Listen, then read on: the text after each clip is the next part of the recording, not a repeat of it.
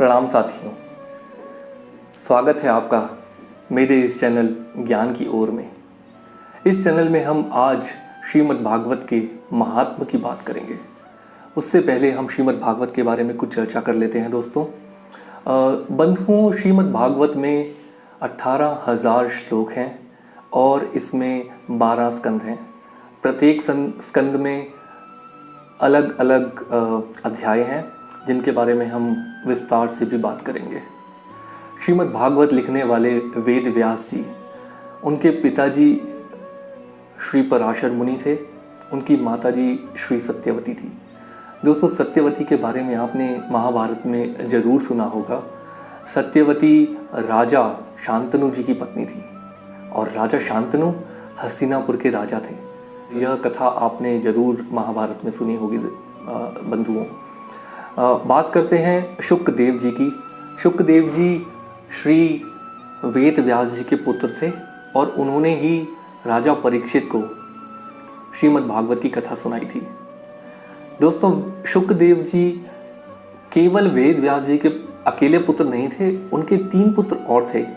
बात होती है महाभारत की, तो वेद व्यास जी की जो 3 पुत्र थे दोस्तों, उन पुत्रों के नाम हैं धृतराष्ट्र, दूसरे पुत्र का नाम है पांडु और तीसरे पुत्र का नाम है विदुर। तो दोस्तों, ये 3 पुत्र, आपने इन तीनों के बारे में चर्चा महाभारत में जरूर सुनी होगी।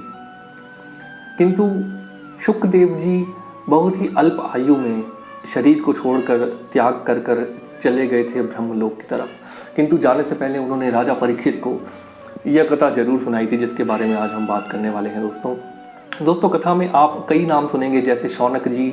शौनक जी भी भागवत कथा करने में बहुत कुशल थे और वे व्यास जी के परम प्रिय कहा जा सकता है, परम प्रिय शिष्य थे। इसके अलावा आपने सूत जी का नाम भी अवश्य सुनेंगे आप इस कथा में, क्योंकि जो कथा में बात होती है वो सूत जी और शौनक जी के बीच में काफ़ी वार्तालाप होता है जब ये कथा आरंभ होती है। तो मैं चाहूँगा आप जान लें कि सूत जी का जो नाम था वो था रोमहर्षण सूत जी।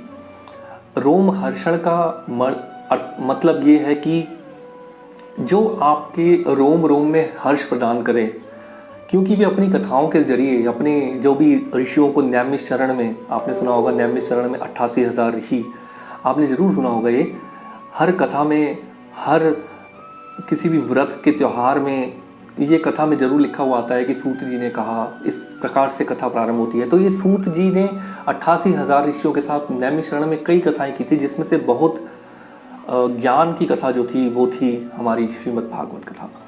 तो सूत जी, उनको सूत जी क्यों कहते थे दोस्तों? आपने महाभारत में भी सुना होगा, कर्ण को सूत पुत्र कहते थे। दोस्तों, सूत पुत्र कौन होता है इसके बारे में मैं आपको थोड़ा सा बता देता हूँ। जब कोई ब्राह्मण कन्या और क्षत्रिय पुरुष किसी पुत्र की किसी पुत्र को उत्पन्न करते हैं तो वो सूत पुत्र कहलाता है। तो दोस्तों, कर्ण सूत पुत्र के नाम से जाना गया। हालांकि कर्ण कुंती के पुत्र थे, पर सूत घर में उनका पालन पोषण हुआ, इसलिए उन्हें सूत पुत्र कहते थे। तो दोस्तों, सूत जी भी जो हैं वे भी सूत पुत्र ही थे।